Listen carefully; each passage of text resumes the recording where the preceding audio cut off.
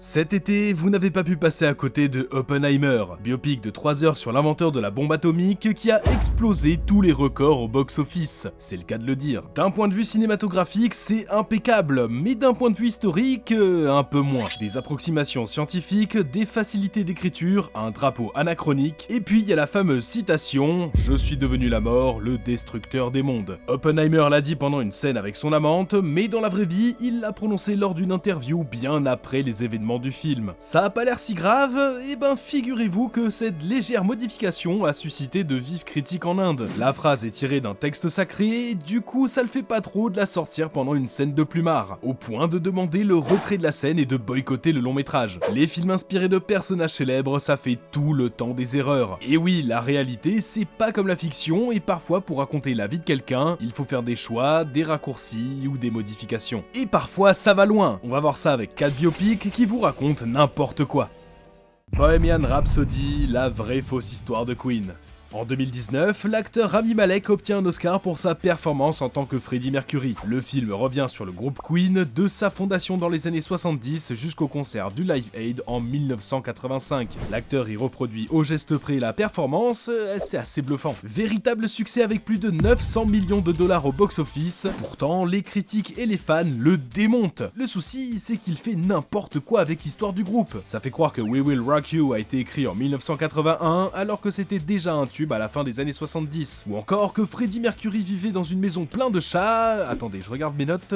Ah non, ça c'est vrai. Et bien sûr, on n'échappe pas au cliché ultime des biopics musicaux, la séparation du groupe à cause de l'ego de sa star qui préfère se lancer dans une carrière seule. Sauf qu'en vrai, le batteur et le guitariste ont eu eux aussi des albums en solo, et le groupe ne s'est pas du tout reformé pour le Live Aid, tout simplement parce qu'ils se sont jamais séparés. L'année précédente, ils étaient même en tournée pendant des mois, mais bon, ça fait moins retrouvailles émouvantes. En réalité, toutes les erreurs ont une fonction dramatique. Par exemple, le personnage de Ray Foster, celui qui refuse de diffuser Bohemian Rhapsody, est complètement inventé. Il est inspiré de plusieurs personnes réelles, réunies en un seul protagoniste pour simplifier le récit. On peut dire la même chose de la scène de création du groupe. Tout se passe en une soirée, le précédent leader quitte le groupe, Freddie retrouve les musiciens, chante à sa place et rencontre même sa femme dans le public. Tout ça en une scène, alors que les événements se sont étalés sur plusieurs mois. Mais plus vite le groupe est formé, plus vite on peut s'intéresser à son histoire. On nommait même que John Deacon n'est pas le bassiste originel de Queen, bah non, il y en a eu 3 avant lui. La plus grosse erreur, c'est sur la maladie de Freddie Mercury, atteint du sida, à tel point que des militants d'Act Up ont protesté à l'avant-première du film à Londres. Dans le film, le diagnostic est utilisé comme ressort dramatique. Freddie l'annonce aux membres du groupe juste avant le concert final. La scène a donc des allures d'adieu. Mais la vraie date du diagnostic, c'est 1987, donc impossible que les membres de Queen l'aient appris en 1985. Les scénaristes voulaient absolument mettre ce fact dans le film, mais à côté, il parle très peu des relations homosexuelles de Mercury. Son compagnon, Jim Hutton, hyper présent à la fin de sa vie, apparaît à peine et leur rencontre n'a rien à voir avec la réalité. Ça pose un problème éthique, parce que ça respecte pas du tout son combat contre le sida. Il a longtemps gardé le secret pour l'annoncer publiquement la veille de sa mort. À l'origine, le film devait beaucoup plus s'intéresser sur la vie personnelle du chanteur, mais le guitariste et le batteur de Queen se sont ensuite impliqués dans le projet, forçant l'aspect iconique et lissant le plus possible son héritage. Pas beaucoup montré de relations homosexuelles, c'est une stratégie commerciale, quand on sait que des pays ont déjà censuré le peu de scènes sur ça. Il y a eu pas mal de désaccords autour du film. Le réalisateur Bryan Singer est crédité au générique, mais il a été viré avant la fin du tournage. C'est un autre, Dexter Fletcher, qui le remplace, un réalisateur qui sortira un an plus tard un autre biopic sur une star de la musique,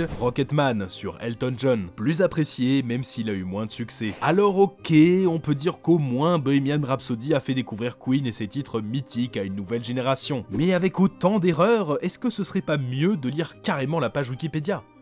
The Social Network, détesté par les créateurs de Facebook.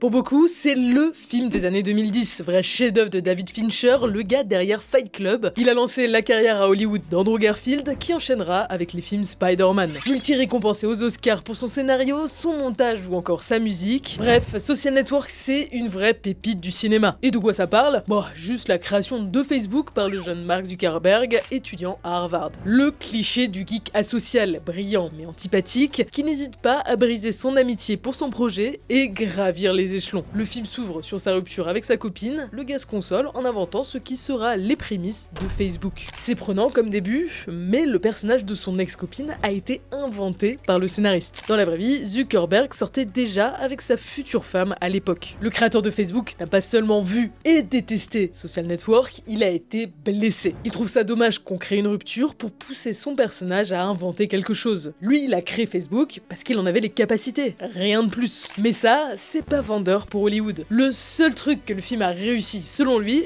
c'est sa garde-robe. Il y a d'autres erreurs, comme le personnage d'Andrew Garfield, associé de Zuckerberg. Ce dernier le trahit, montré comme une victime collatérale de la création de Facebook. C'est tragique, deux amis se déchirent pour l'ambition et la réussite. Typique du biopic d'histoire à succès. L'ascension d'un génie visionnaire, souvent à coup de trahison et d'autres crasses, avant une chute tragique. On retrouve une structure similaire dans Le Loup de Wall Street. Dans la vraie vie, c'est plus compliqué. Le personnage d'Andrew Garfield est à l'origine de lourds déboires financiers pour Facebook. Il allait jusqu'à faire de la pub pour son propre business sur le site sans l'accord de Zuckerberg. Ses plus proches collaborateurs ont d'ailleurs démenti cette représentation de leur patron, jurant qu'il n'était pas aussi froid et antipathique que ce que le film laisse entendre. Bon, après ça c'est peut-être faux, ça dépend du point de vue et d'avec qui tu bosses. Pourtant, depuis quelques années, une suite semble être envisagée par le scénariste, qui s'intéresserait à l'impact de Facebook sur les élections présidentielles. L'image de Zuckerberg est marquée par The Social Network. Encore aujourd'hui, on le voit comme un geek asocial. En 2019, lors de son audition devant le Congrès américain, Internet s'est moqué de lui et de ses réactions trop robotiques et un peu cringe. Oh, c'est pas le seul, prenez Bill Gates. Là où son rival, Steve Jobs, a eu 2 biopics sur sa vie, lui, presque rien. Le pirate de la Silicon Valley le met en scène aux côtés du créateur d'Apple, et des deux, c'est clairement Steve Jobs qui est gentil. Bill Gates s'est montré comme un sale morveux, ce qui colle assez à l'image qu'on avait. Même lui trouve que c'est assez proche de la réalité. Il a mis des années à changer ça grâce aux actions humanitaires et philanthropiques de sa fondation. A l'inverse, des biopics peuvent redorer l'image d'un personnage disparu.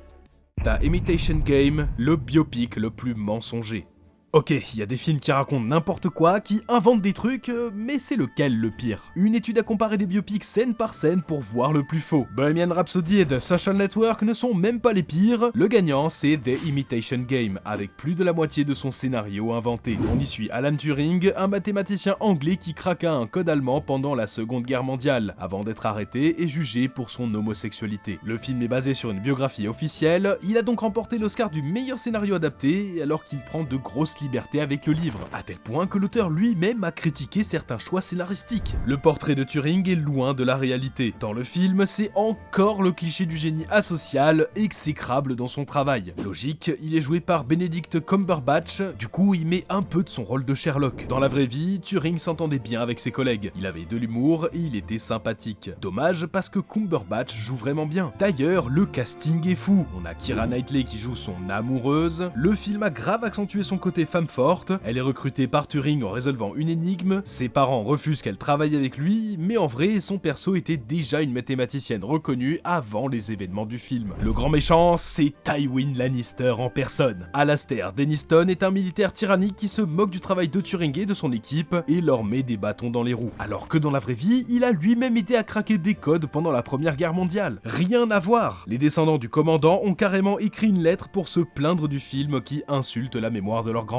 Donc ouais, des super acteurs, mais qui jouent des caricatures. En parlant de ça, on a aussi un espion russe. Il réussit à infiltrer l'équipe de Turing et le fait chanter en menaçant de révéler son homosexualité. Alors le personnage a vraiment existé, mais il n'a jamais rencontré le mathématicien. Beaucoup de critiques ont jugé honteux de sous-entendre qu'un héros national pouvait trahir son pays et couvrir un espion. Mais le plus gros mensonge, c'est probablement sur la machine Enigma qui sert à décrypter les codes allemands. The Imitation Game fait croire que Turing, dans son génie supérieur, a créé l'engin tout seul comme un grand. Il lui a même donné le nom de son amour d'enfance, Christopher. Ouais, alors non, la machine en vrai elle s'appelait Bombe, et elle a été créée en partie par des scientifiques polonais. Quand la Pologne a été envahie au début de la guerre, ils ont refilé les plans aux Français et aux Anglais, Turing l'a mise à jour pour lire les nouveaux codes utilisés par les Allemands, et les scientifiques polonais ne sont même pas mentionnés. Du coup, nous on le fait. Quant à Turing, il a été jugé en 1952 pour son homosexualité qui était un crime à l'époque. L'Angleterre ne l'a n'a pardonné qu'en 2013. Le film s'inscrit donc dans un processus de réhabilitation, comme la biographie dont il est inspiré. Pourtant, même l'arrestation n'est pas correcte. En 1952, Turing est cambriolé. L'un des coupables est l'un de ses ex-amants, il le dénonce, Turing est inculpé puis jugé. Mais dans le film, il est arrêté en 1951 parce qu'on le soupçonne d'être un espion. Le policier qui enquête sur lui, complètement fictionnel d'ailleurs, finit par découvrir qu'il est gay et le dénonce, ce qui n'a rien à voir avec les faits. Turing a eu le choix entre la prison et la castration chimique,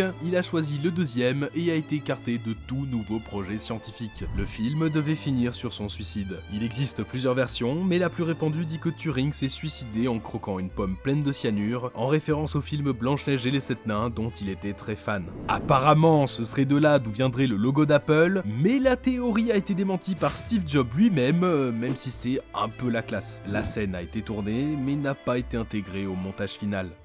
Amadeus, Mozart n'est pas mort assassiné. Bon, vous avez peut-être remarqué, mais on vous parle quand même de bons films. Là, c'est un des meilleurs de tous les temps, Amadeus. Pendant presque 3 heures, on assiste à la grande rivalité entre le compositeur Antonio Salieri et Wolfgang Amadeus Mozart. Le film est raconté par un Salieri vieux qui affirme avoir tué ce dernier. 8 Oscars dont le son, les costumes, les décors et le meilleur film. Une scène mythique improvisée, Mozart dans son agonie dicte à Salieri le Requiem, que ce dernier lui a commandé pour se venger et enfin le surpasser. Les acteurs avaient juste une oreillette et écoutaient le morceau pendant leur réplique, ce qui renforce l'impression de génie créatif à l'œuvre. Bref, ça date un peu et c'est aussi connu pour ses erreurs historiques. Même les Simpsons l'ont parodié. Tout le film est basé sur un mensonge, la rivalité entre Salieri et Mozart est fausse. Dans Amadeus, c'est surtout Salieri qui est jaloux du talent de l'autre. Mais en réalité, c'est probablement l'inverse. Salieri était un compositeur officiel à la cour de Vienne, donc c'était plus Mozart qui enviait sa position. Les deux hommes ne se sont jamais détestés, Salieri a même été le professeur d'un des enfants de Mozart, qui est représenté dans le film comme un enfant immature, obscène, au rire énervant. Ça tranche avec l'aura du génie absolu. Et c'est assez juste, mais exagéré. De son côté, Salieri est montré comme célibataire, dévoué à Dieu,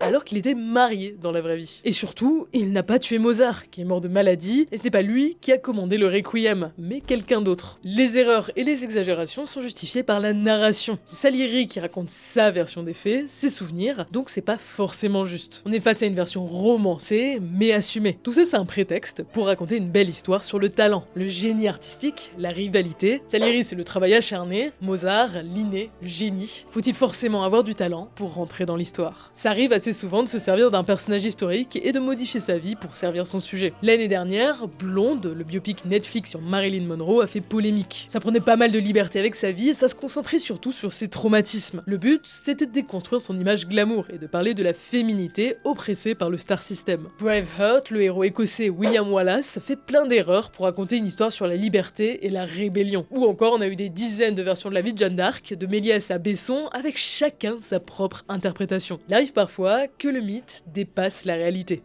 Mais le plus gros problème avec tous ces changements, c'est qu'on nous raconte n'importe quoi sur la vie de vraies personnes sous prétexte de nous éduquer. Ok, c'est du divertissement et c'est pas un documentaire, mais c'est une question d'éthique. Surtout quand on parle, par exemple, de tueurs en série. L'année dernière, la série Dahmer a fait polémique. Plusieurs familles des vraies victimes ont été blessées par l'humanisation du serial killer par le scénario. Quitte à trahir autant, pourquoi ne pas créer une histoire originale? Pocahontas de Disney n'a rien à voir avec le personnage historique, elle était beaucoup plus jeune et donc n'a jamais eu d'histoire d'amour avec John Smith. Franchement, ça coûtait quoi de créer un personnage de toute pièce? Eh bien, comme beaucoup d'autres choses dans ce monde, la thune. Et oui, le biopic, ça fait venir des gens en salle. Un peu comme les franchises. S'il y a un gros nom ou un perso connu à l'affiche, ça rapporte gros. Bohemian Rhapsody est 6ème au box-office mondial de 2018, derrière des mastodontes comme Avengers ou Jurassic World. Même si le réalisateur de Blonde dit que ce n'est pas un film sur la vie de Marilyn Monroe, Netflix le vend comme un biopic.